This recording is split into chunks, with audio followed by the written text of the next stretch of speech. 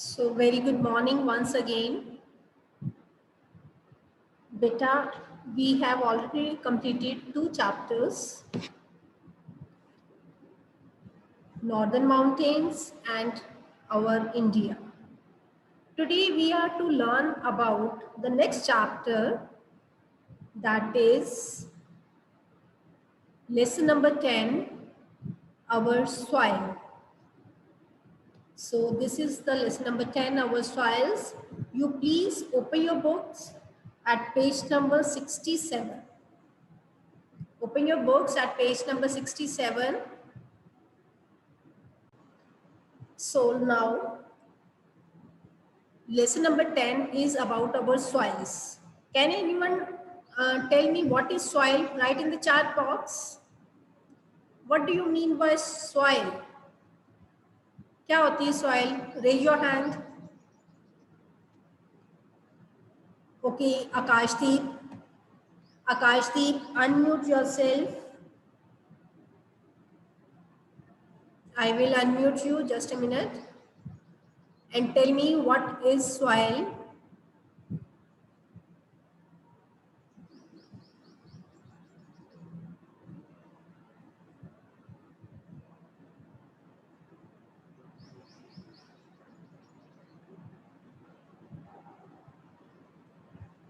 Okay, write in the chat box, beti.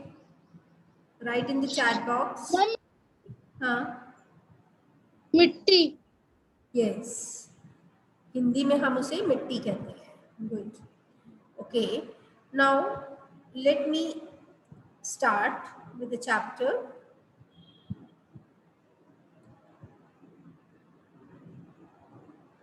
In this chapter, we will learn about the importance of soil. कि soil जो है, मिट्टी जो है, वो क्यों important है? हमारे घर में आ जाती है तो हमें बहुत बुरा लगता है कि अभी सफाई की थी, अभी मिट्टी आ गई है ना. But soil is very important. How? We will learn from this chapter. Clear? Next we will learn about the process of soil formation.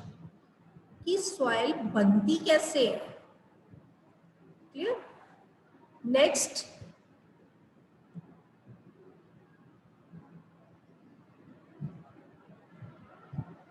we will learn about the types of soil found in India. India के अंदर कौन कौन सी soil है, कौन कौन सी soil की types है, वो हम इस चैप्टर में पढ़ेंगे. And last we will learn about why there is need to conserve soil. मिट्टी को बचाने की क्यों जरूरत है. क्लियर? सो फर्स्ट स्टेप है, observe the pictures given below. What do you find common in all?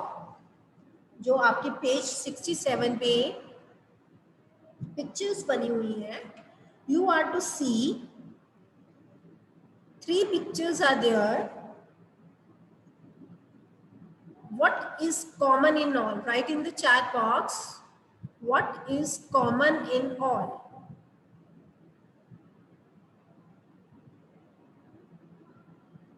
Yes.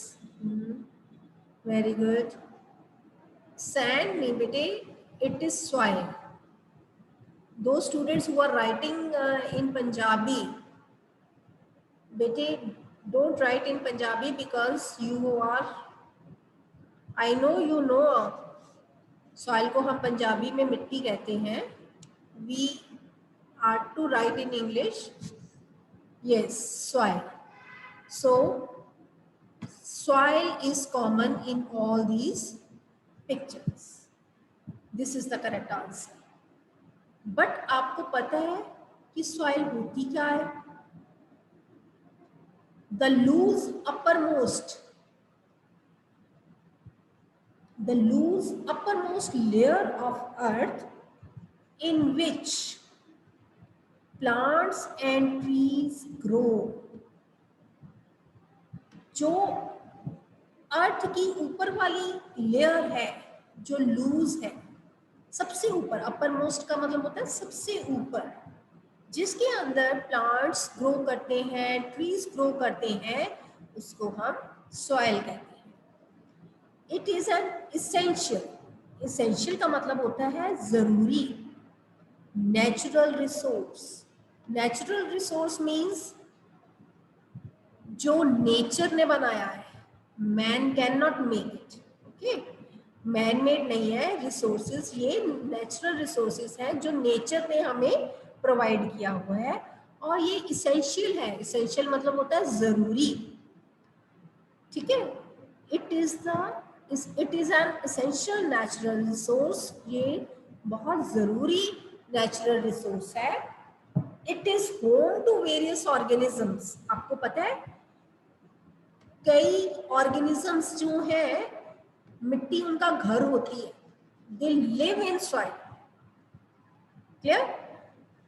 कई ऑर्गेनिजम्स है, can you name few organisms which live in soil? Write in the chat box. कुछ organisms के name बताओ। Yes, earthworm की spelling wrong है but it is correct. Earthworm मिट्टी के अंदर रहता है, और worms, and very good. So there are so many organisms which live in soil. Very good. Okay, stop writing now. Yes. Now we all are dependent on it for many things.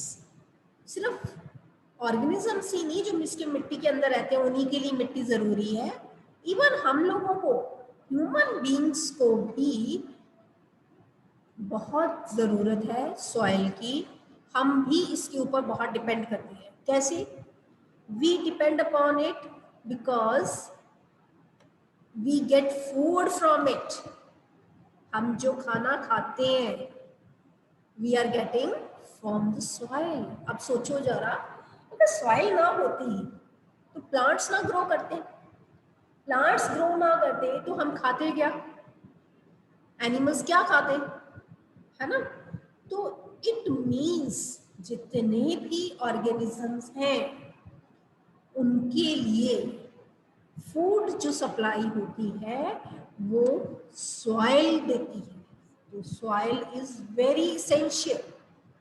We are getting clothes, क्योंकि clothes जो है cotton, हम जो cotton के कपड़े पहनते हैं वो भी तो नेचुरल है, प्लांट से मिलती है, और प्लांट्स कहाँ होंगे? सॉइल में। हमारी मेडिसिन्स, हर्ब्स हम कहते हैं ना, हर्ब्स, हर्ब्स क्या होती हैं?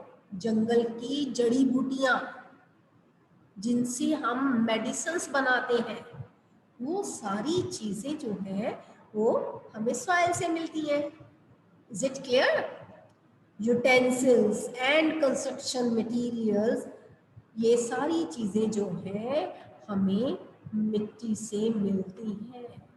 एक और काम होता है सॉइल का, it also filters rain water. ये रेन वाटर को भी फिल्टर करती है। क्लियर? जब बारिश होती है, जब बारिश होती है, रेन आती है, तो वो पानी जो है वो मिट्टी के अंदर सिम जाता है, मिट्टी के अंदर ऑब्जॉर्ब हो जाता है, एब्जॉर्ब हो जाता है ना मिट्टी के अंदर। तो इस तरह से वो एब्जॉर्ब हो करके जमीन के अंदर चला जाता है, और इस दौरान जो सॉइल है ना उसको फिल्टर करती है, फिल्ट्रेशन हो जाती है। तभी जब हम हैंडपंप से पानी निकालते हैं तो वो फ्रेश आता है, वो ड्रिंकेबल, पोर्टेबल होता है, उसको हम पी सकते हैं डायरेक्टली। तो this way soil is very important. Clear? Now अब तक इसमें कोई अगर डाउट है, इसमें जो चीज नहीं समझ आई है, you can unmute yourself and ask me. Next is formation of soil. Soil क्यों, soil हमने पढ़ लिया क्यों जरूरी है। अब हम बताएंगे कि फॉर्मेशन ऑफ सॉइल, सॉइल बनती कैसे है। फॉर्मेशन का मतलब है सॉइल बनती कैसे है। Clear? The parent material for the soil is rocks. Parent material. अब एक बार ध्यान से सुनो बेटे, what is parent material? Later on you people will ask me again and again. Listen carefully. Parent material is rocks. Soil जो है वो rock से बनती है. क्लियर? जब हमारी अर्थ बनी तो कुछ भी नहीं यहाँ पे था, तो रॉक्स थी, बहुत बहुत बड़ी बड़ी रॉक्स थी. रॉक्स होती हैं चट्टानें. क्लियर? जब डे टाइम होता है तो सन की हीट से ये एक्सपैंड कर जाती है. एक्सपैंड करना मतलब फैल जाती है. तो सन की हीट से ये एक्सपैंड कर जाती हैं, फैल जाती हैं. और रात को जब टेम्परेचर कम हो जाता है तो ये श्रिंक हो जाती है, कॉन्ट्रैक्ट हो जाती है. क्लियर? तो जब हम बार बार कोई चीज़ है, अगर आपके पास कोई भी चीज़ है, आप उसको एक्सपैंड करो, कॉन्ट्रैक्ट करो, एक्सपैंड करो, कॉन्ट्रैक्ट करो, तो वो धीरे धीरे वीक हो जाती है और टूट जाती है. जैसे आपका रबर बैंड है ना, आप उसको एक्सपैंड करो, कॉन्ट्रैक्ट करो, बार बार करते जाओगे तो अल्टीमेटली एक ऐसा पॉइंट आ जाता है जिसके बाद वो टूट जाता है. ठीक है? तो इस तरह से रॉक्स जो है उनके ऊपर सनलाइट पड़ती है. ये देखो, सनलाइट पड़ी, सनलाइट के बाद फिर रेन हुई, फिर टेम्परेचर लो हो गया, फिर हाई टेम्परेचर. तो उस कारण से रॉक्स जो हैं वो वीक हो जाती हैं. क्लियर? और उनके बीच में क्रैक्स आ जाते हैं. उनके बीच में क्या आ जाते हैं? क्रैक्स. क्रैक का मतलब होता है छोटी छोटी दरारें पड़ जाती हैं और धीरे धीरे वो छोटे छोटे पीसेस में टूट जाती हैं. Clear? In this way they break down और वो छोटे छोटे पीसेस में टूट जाते हैं और धीरे धीरे टाइनी पार्टिकल्स. टाइनी पार्टिकल्स का मतलब होते हैं बहुत छोटे, बहुत छोटे. टाइनी को क्या हम कहते हैं? बहुत छोटे. तो टाइनी पार्टिकल्स में वो टूट जाते हैं और वो फिर सॉइल बन जाते हैं. सॉइल एक तरह बहुत बारीक कण होती है. ठीक है?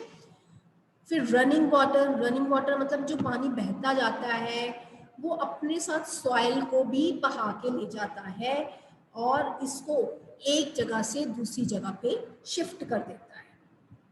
डिपॉजिट का मतलब होता है एक जगह से बहा करके दूसरी जगह पर उसको रख देना, उसको वहां पे सेटल करवा देना. सो इन दिस वे सॉइल जो है, जो रेन वाटर के साथ बह करके जाती है या रिवर्स के साथ बह करके जाती है, वो अपने साथ बहुत सारी प्लांट्स के वेस्ट या फिर एनिमल्स के वेस्ट अपने साथ लेकर के जाते हैं, जिसको हम ह्यूमस कहते हैं. वो टॉप सॉइल के साथ मिक्स हो जाते हैं और इस तरह से जो सॉइल बनती है वो बहुत ही फर्टाइल होती है और वो क्रॉप्स को ग्रो करने के लिए बहुत फायदेमंद होती है. जो ये फॉर्मेशन ऑफ सॉइल है ना, ये बहुत स्लो प्रोसेस है. क्यों स्लो प्रोसेस है? क्योंकि ये नेचर बनाती है. सनलाइट पड़ेगी, एक्सपैंड होंगी रॉक्स, रात को टेम्परेचर कम होएगा, बारिश होएगी तब कम होएगा. तो जिस कारण से ये धीरे धीरे गरम ठंडा गरम और बहुत साल लग जाते हैं रॉक्स को ब्रेक होने में, टूटने में. तो it can take thousands of years लग जाते हैं छोटी सी एक लेयर बनाने के लिए. सो सॉइल जो है वो बहुत इम्पॉर्टेंट नेचुरल रिसोर्स है. ये कई हजारों साल लग जाते हैं इसको बनाने के लिए. Clear? So in this way soil is very important for us. Skill corner read करो. Skill corner. स्किल कॉर्नर में है how are we dependent on soil for food, clothes, medicines and utensils? I hope मैंने ये आपको already बता दिया है कि किस तरह से हम सॉइल के ऊपर डिपेंड करते हैं अपने फूड के लिए, अपने क्लोथ्स के लिए. Clear? Now next is, did you know here earthworms make the soil more fertile? जो earthworms है ना, वो हमारी सॉइल को फर्टाइल बनाते हैं. फर्टाइल का मतलब होता है उसको क्रॉप्स के लिए बहुत अच्छा बनाते हैं. ठीक है. They burrow into the soil and make it loose, thus allowing air to enter the soil, making it more fertile. वो मिट्टी के अंदर चलते जाते हैं और सॉइल को लूज करते जाते हैं, तोड़ते जाते हैं, लूज करते जाते हैं, जिस कारण से उसके अंदर जो है हवा पास कर पाती है और वो सॉइल को फर्टाइल कर देती है. Is it clear? So in this way soil becomes fertile if animals or earthworms live in it. Next, जो types of soil, this we will do tomorrow. Now I am going to unmute the children. If you have any doubt, you can ask me one by one. So here, raise your hand.